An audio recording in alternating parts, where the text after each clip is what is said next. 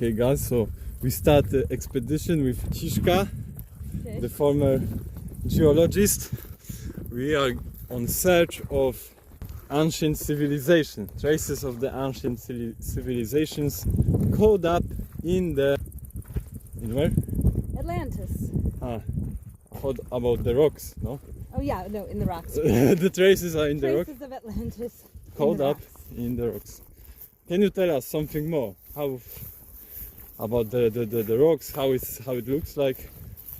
Well, a lot of the rocks have this fossilized moss on them, which to a few thousand years old. And the way from all of the books that I've read, that people in Atlantis had constructed during different epochs of time. They used the stone to do it and tried to not alter it as much as possible in the early stages. So some people say it was by melting or fusion. Other people say when they then went to like megalithic structures, they did it and moved the stones using frequency and vibration. And as we continued to pass through time, we became more and more dense, meaning we started to make the stones a little bit more materialistic. Carvings of certain things and whatever, but the most ancient are stones that don't necessarily have carvings, but are a carving within itself. Cool, okay. So that's a brief description of what we are looking for. Now we go up here, so we're gonna just observe the surroundings. And can you tell us already from what we see, is there like this hill looks like it's a good potential?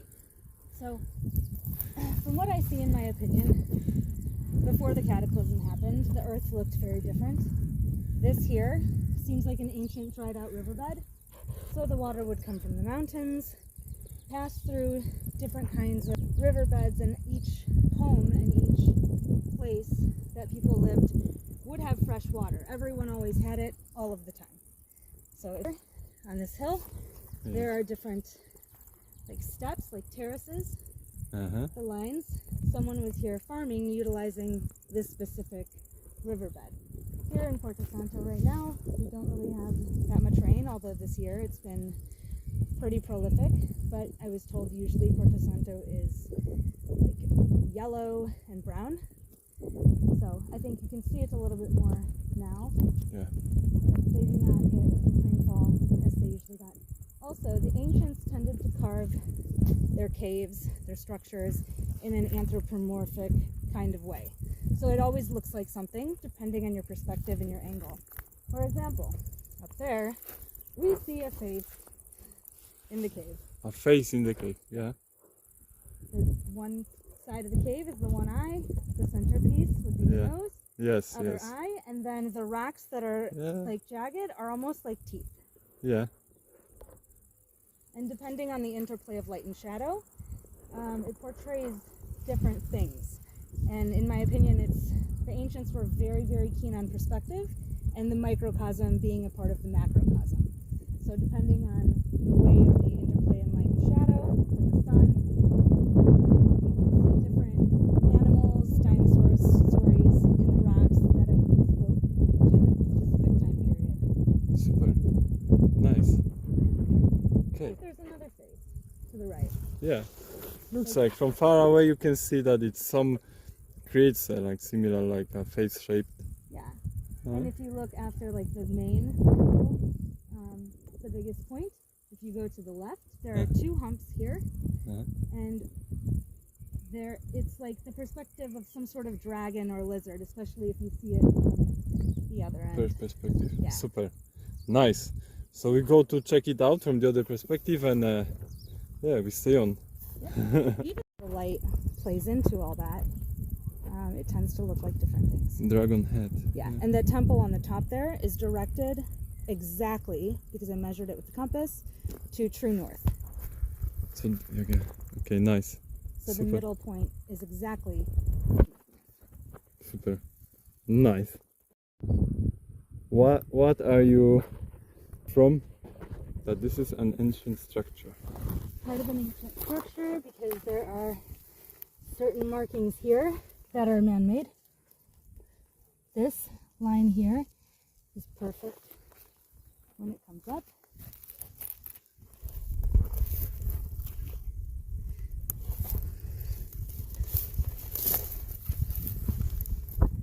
Maybe some like carvings and indicators here, but it is just, it's too perfectly geometric. Like square shaped. Yeah. Like angles. They did a lot of polygons and, you know, different like sacred geometric shapes. The platonic solids, if you will. Like Plato had described, which ironically are exactly the types of sacred geometry that make up our reality. From this side it looks like a face. Actually like this, how we say, Wyspy Wielkanocne. Yeah. Yep, I see that. Nose and eyes, like an eyebrow, no? Head. Interesting. I believe this is the part that fell off, but you can imagine what it would look like if it was complete. Okay. Yeah, similar geometry. Similar geometry and parallel kind of wave-like forms.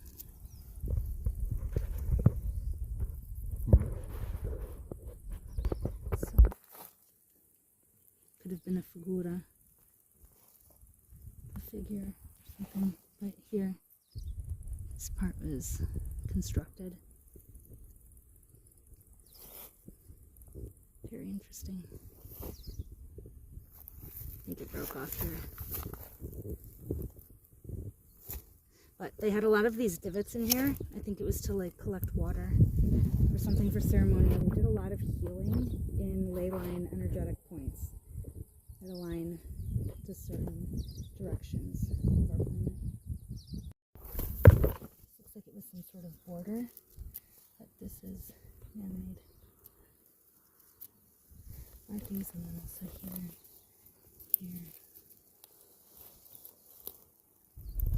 I found it. Yep. This is it. Oh, looks like a Dolphin? hippo. Yeah. Dolphin, fish, whatever. Yep. This man-made. Here. Yeah, it really looks like a nose, no? This is like mouth. Yep. This is where the muscles come from. Yeah. This is the one I wanted to study, but I couldn't. So here we have like kind of teeth. Like fish teeth. It's also the can you hold it? Sure. So we go from here, we pass through the front, and here, no? On the other side. Oh, yeah.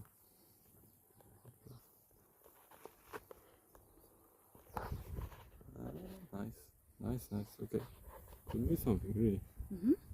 Really. They shaped that. I don't know what the significance of this is, but you see the vibrational wave imprint.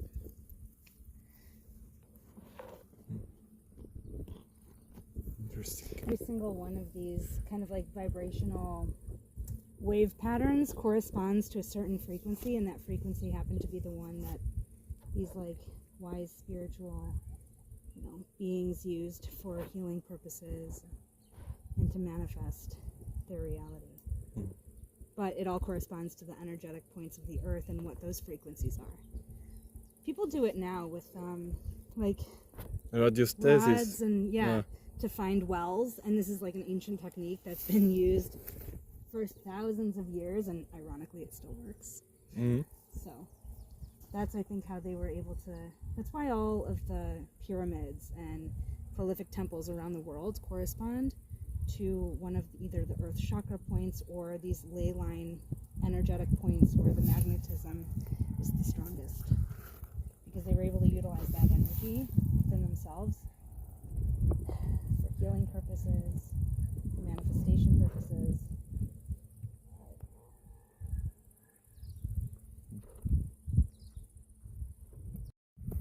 Okay. Okay, so these, I believe, these water droplets were a way for ancient people to cleanse their hands. I think these are the ones. But are they edible? I do not think so. Don't smell, but yeah, for sure out of water and yeah, juice. Yeah, a local told me about them. Oh, nice. Mm-hmm. Yeah, really. But it's all these water.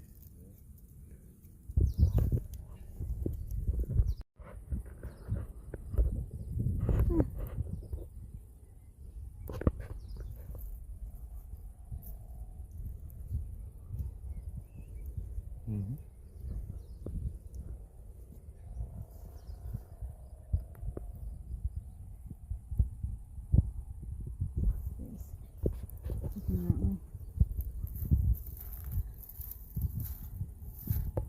Some sort of animal.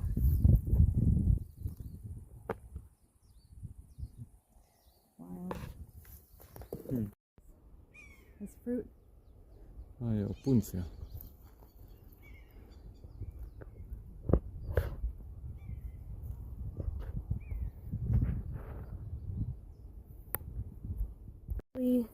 A stone that was connected, and it went like this. You see how smooth they made it? Mm-hmm. But it's these lines of frequency and vibration, and these indents here. You know, it'd be interesting to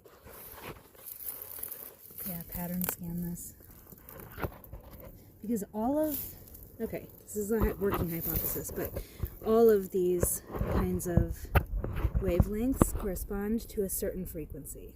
And a lot of times they match the other rocks that are in the same location. Like here to the point, here to the down point, here to this point, here to this point, here to this point, here to this point, here to this point, and so on and so forth. And all of those specific frequencies match some kind of vibrational sound. So they used sound technology, which is now what we are understanding. I mean, Tesla said it first, or whatever. He promoted it. Everything is sound, frequency, vibration, and energy.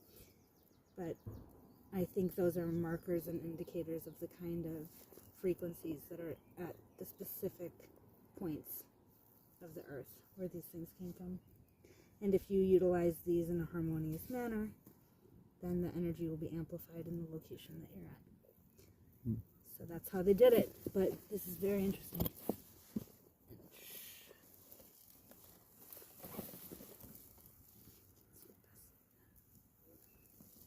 So this was a part of the structure. Broke off here. Quite simple. In its most simple form. That it was designed for a reality. Like, can you imagine these higher spiritual beings just like, okay, I want to create this temple here, so I'm going to do it with intention, vibration, energy, and like my mind. And then it just existed because they were able to like co-create and utilize like the ether and all of these alchemical esoteric traditions in order to get the things done that they wanted. So that's why everything always looks like something. But the patterns are like kinda fractal kinda, no? Yeah. Like I see a lot of platonic solid patterns in this kind of stuff. It's very specific geometries. And the formation looks like a stairs or... But mainstream archaeology would definitely tell you that it's... What do we have here? This looks like a pillars and these guys. Wow. How Looks like a wasp nest. Huh. And you have like a, look at this guys, hexagons.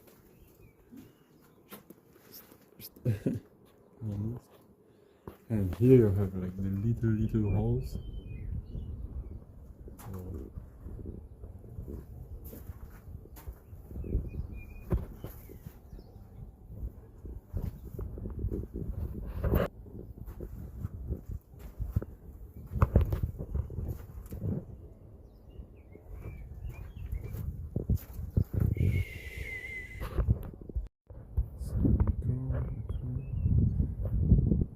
Where the water was coming from. Here we have the microscale, so little shots, but also all those colors are some biomass pioneer organisms. No? And then they turn into something like that, and then you have the little shop, and all the rocks are covered in them. All the rocks covered. Nice. Uwaga, uwaga. Jesteśmy na jaskini. We are standing on the cave, basically. Underneath. There's like a cave. There's another cave there. Everything. Wonderful. View. Nice, here we go. So guys, look, this certainly, so this is stone. All of this is basically stone. There's no soil, no sand. This is for sure where the water was going, flowing through, and it had to take hundreds or thousands of years to carve this waterway, for sure. And on the other side also. Even smaller ones we see here, and terraces, no, traces of terraces. Wonderful geological formations. Here we have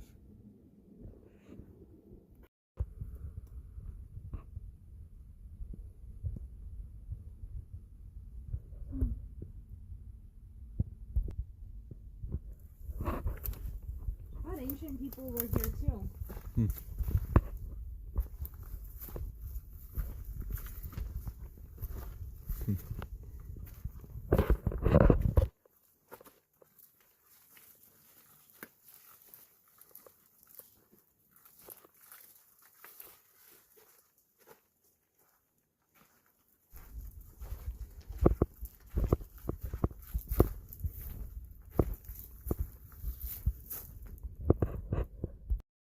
This is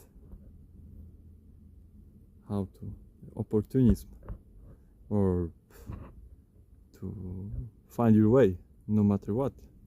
Yeah. What is the soil, what is the conditions. Find your way, like this tree, in your life, to see all those beautiful paysages, landscapes. Że Franciszce zimno, to se da dychę, jak jest zimno. No. 3, 4, 6, 7, 8, 9, 10, 11.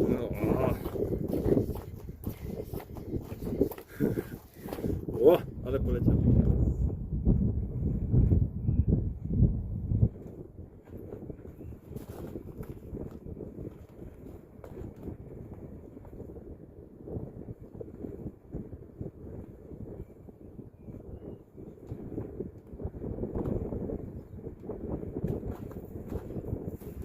Fajnie. Zdrowe ciele, zdrowy duch. This is geologist climbing. Franciszka. All the stuff. Good. Poco. Little by little. Have a good grip. Paso a paso. Paso a paso. Here we go. In this one now. And this, guys, this is just soil. It was created under.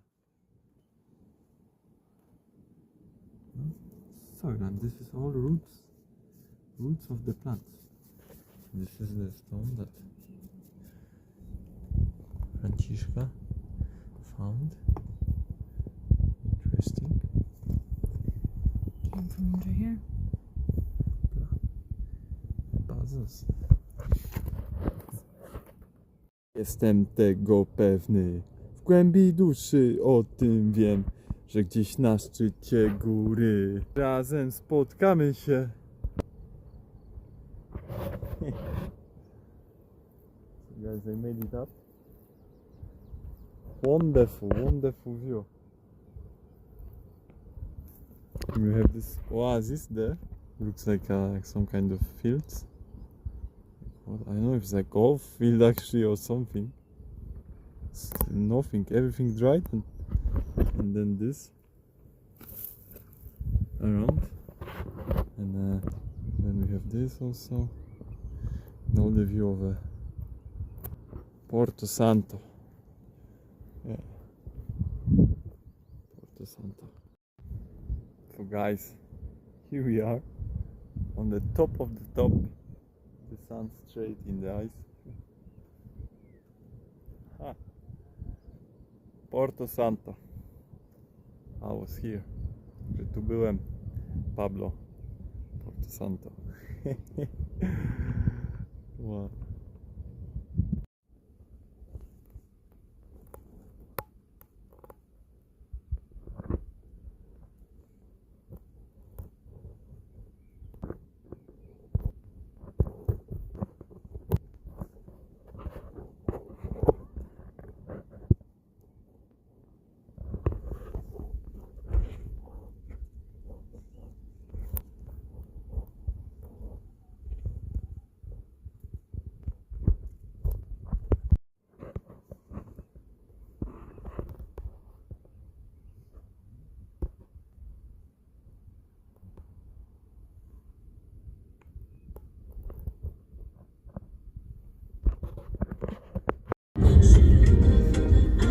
Kończymy łapiąc stopa.